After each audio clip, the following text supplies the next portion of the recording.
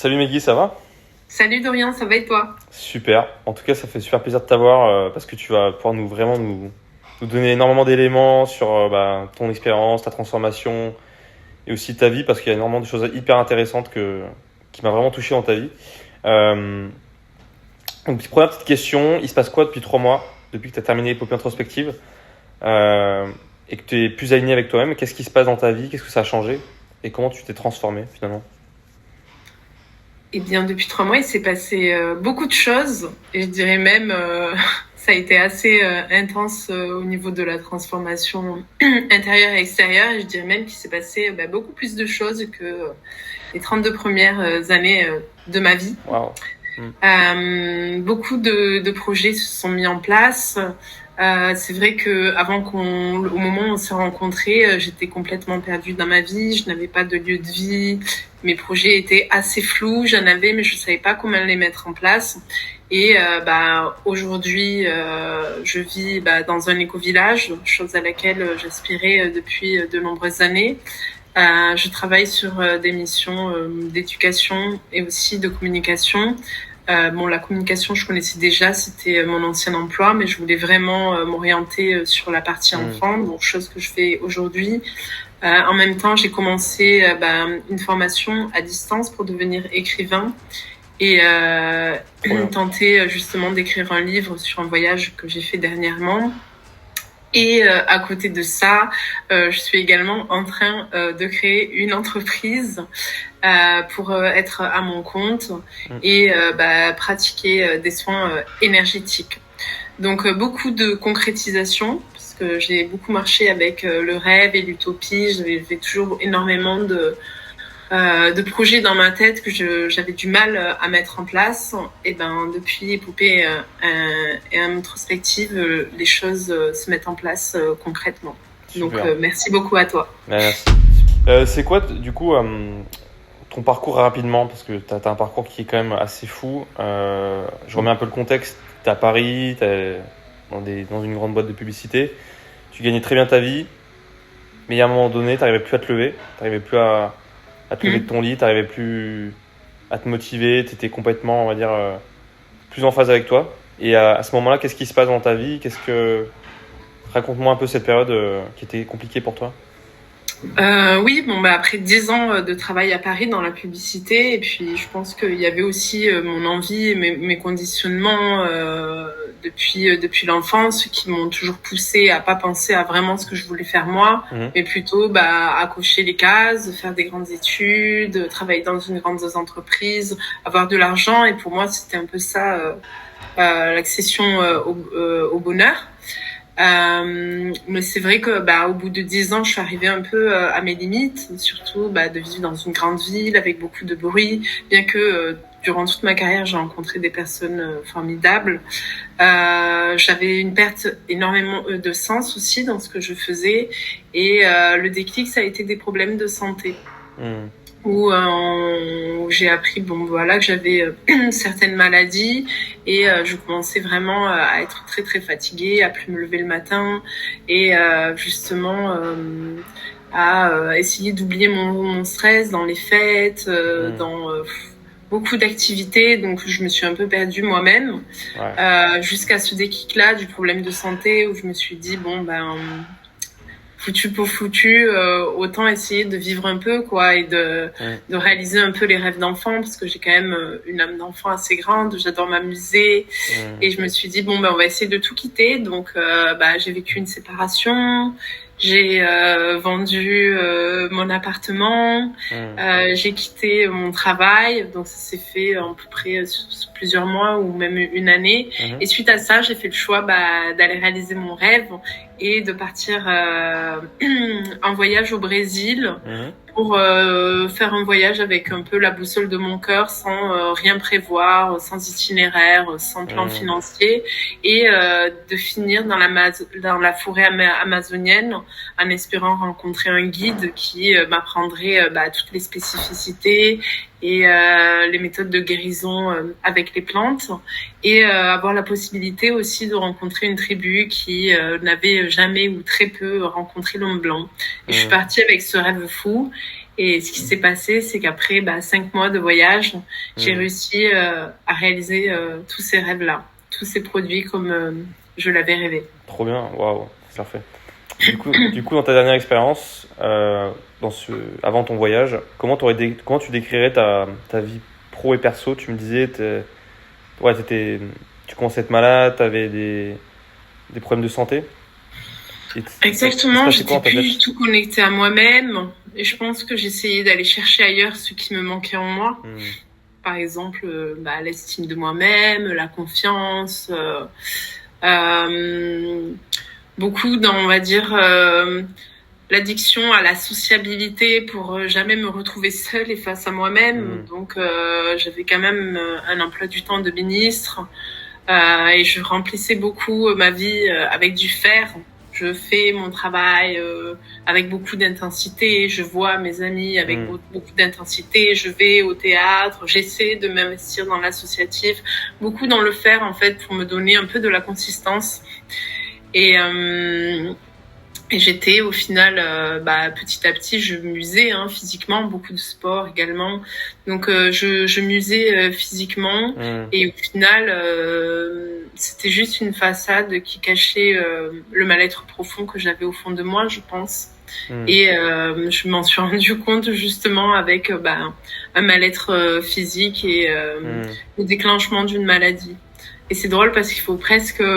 j'ai attendu de presque mourir pour pouvoir complètement renaître de mes cendres et devenir une autre personne qui est davantage dans le être désormais que dans le faire. Et ça me permet justement de faire beaucoup de choses mais avec énormément de plaisir. Parce qu'avant, je me disais pour y arriver, pour réussir, il faut souffrir, il faut travailler beaucoup. Alors qu'aujourd'hui, j'ai l'impression de faire beaucoup sans l'impression d'en faire beaucoup. Et donc, il y a vraiment cette notion de plaisir qui est rentrée dans ma vie. Ouais, ok. Et du coup, donc là, après le voyage, tu rentres, tout ça. Et à ce moment-là, donc, on se parle par message, on se découvre. Et à ce moment-là, donc, tu me disais au début, t'étais pas forcément, on va dire, t'étais un peu sceptique sur la solution, sur ce que je pouvais t'apporter. Comment s'est passée toi cette rencontre? Qu'est-ce que t'en as retenu? Alors, j'étais pas du tout sceptique sur la solution que tu proposais. J'étais plutôt sceptique sur moi-même parce que le retour de mon voyage, j'ai vécu vraiment une aventure incroyable. Le retour a été un peu difficile puisque je suis un peu revenue à la réalité. Mon voyage backpacker est terminé. Il faut que je fasse quelque chose de ma vie, que peut-être je retrouve un travail. Et en fait, je suis vraiment complètement perdue à ce moment-là. Moi qui pensais que mon voyage m'avait rempli de bonheur, là, en fait, j'ai l'impression d'avoir fait marche arrière et de pas être bien et d'être dans le flou complet. Et donc, je recommence un peu à perdre de l'estime de moi-même. Et justement, tu es arrivé avec beaucoup de bienveillance, beaucoup d'écoute. Tu étais très étonnée par mon voyage, donc ça m'a même notre première conversation, elle m'a redonné un peu d'estime de moi-même en me disant après ça, faut pas que je lâche, c'est peut-être un petit creux et je vais repartir de plus belle. Et quand tu m'as expliqué justement le fonctionnement d'épopée introspective avec vraiment des séances de coaching régulières, du travail par moi-même et du travail ensemble, et tu m'as proposé de faire une séance justement d'essai pour voir ce que ça pouvait donner. Je me suis dit c'est la béquille qu'il me manque pour avancer et même si j'étais sceptique de moi-même, est-ce que moi je vais arriver à autant m'investir, à autant être engagée alors que je suis fatiguée, je sais pas quoi faire, etc. Est-ce que vraiment je vais y arriver? Et au final, au bout de la séance d'essai, je me suis dit ah oui, ça en vaut vraiment la peine. Donc je vais vraiment essayer pour voir ce que ça donne. Et au final, je regrette pas du tout aujourd'hui. Comment du coup Épopée Introspective t'a aidé à mieux comprendre et à résoudre tes problèmes et tes challenges que tu avais au départ? Je trouve que de ton côté, il y a vraiment un vrai travail, je dirais semblable un peu à une toile d'araignée. On tisse, on va vraiment chercher sur chaque aspect de notre personnalité avec nous-mêmes, notre personnalité avec les autres, ce que les autres pensent de nous, nos croyances, nos aspirations, nos rêves, notre vie passée, ce qu'on projette sur l'avenir, où on en est sur l'instant présent. Et donc, en fait, tout ce petit tissage, au final, au début, on se dit, mais où ça va nous mener? Il y a trop d'informations, il y a trop de choses. Mais étape après étape, j'ai appris vraiment à me connaître davantage. Et justement, suite à nos coachings, parfois j'étais dans des situations où je me disais ah oui, mais ça me fait penser à ce qu'on a fait sur le coaching. J'avais vraiment comme une vision extérieure de moi-même. Je prenais vraiment conscience de qui j'étais, de mes réflexes, aussi bien positifs que négatifs. Et cette prise de conscience réelle, ça m'a permis d'être beaucoup plus alignée et de faire face à mes peurs et mes doutes. Et d'avoir beaucoup d'espoir face à l'incertitude de mon avenir, quoi. Du coup, aujourd'hui, ça a changé quoi pour toi concrètement? Qu'est-ce que tu as mis en place aujourd'hui dans ta vie? Déjà, la mise en place d'habitudes vraiment régulières. Souvent, avant, quand j'étais triste, j'avais l'habitude de faire des choses qui allaient me rendre encore plus triste. Et aujourd'hui, je prends un peu le contre-pied et j'ai mis vraiment en place des habitudes saines et très régulières, comme par exemple la pratique du yoga et de la méditation tous les jours, le fait quand je suis trop stressée ou quand je suis trop face à des situations qui m'apportent un peu de la colère, le fait d'apprendre aussi à prendre du temps pour moi et pas foncer tête baissée dans la résolution de ce problème, plus prendre du recul sur les choses, me dire que la solution viendra en suivant.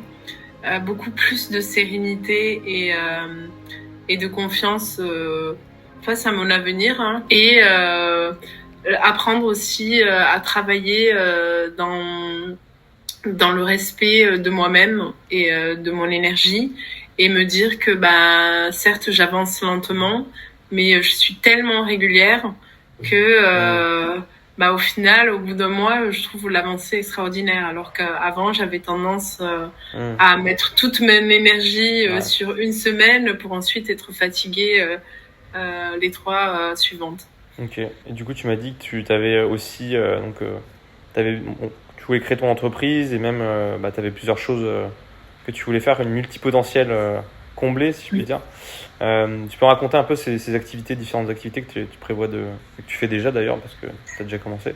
Ouais, du coup là je suis en train de suivre une formation pour devenir écrivain. C'était un rêve que j'avais depuis toute petite. Mais j'ai préféré faire des études qui allaient m'amener à un bon travail dans une grande entreprise.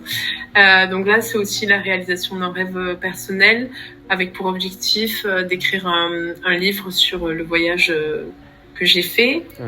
En parallèle, j'expérimente la vie dans un éco-village pour avoir un peu un mode de vie plus résilient dans le respect de soi-même, des autres, de l'environnement, et dans lequel je travaille beaucoup sur la partie communication, puisque je mets à profit mes compétences anciennes justement sur un projet qui a du sens, et également sur la partie éducation positive des enfants, basé sur le modèle des écoles Sudbury, Montessori, essayer de travailler sur des choses avec beaucoup plus de communication bienveillante. Et c'est vraiment quelque chose qui me plaisait énormément. Et en parallèle, puisque j'ai envie de faire aussi tout ce qui me plaît, et j'ai ce côté-là d'être un peu touche à tout, ça correspond bien. Ça me stimule beaucoup. Je vais créer là très très bientôt une entreprise, ma micro-entreprise, pour pratiquer justement des soins énergétiques. Aujourd'hui, toi, tu dirais quoi à une personne qui hésite de se faire accompagner, qui est pas sûre, qui finalement se dit est-ce que ça vaut le coup de vraiment d'investir en soi? Tu lui dirais quoi, toi? Déjà, je lui poserai une question. Je lui demanderai si elle veut vraiment aller mieux ou si elle se complaît au final dans tous ces malheurs qui l'accablent. Au final, dans la vie, j'ai l'impression que dans la vie de chacun, on est à 100% responsable de la vie qu'on a. Et que à nous aussi, même si on vit des périodes difficiles, la maladie ou des déceptions ou autres, à nous d'essayer d'aller mieux.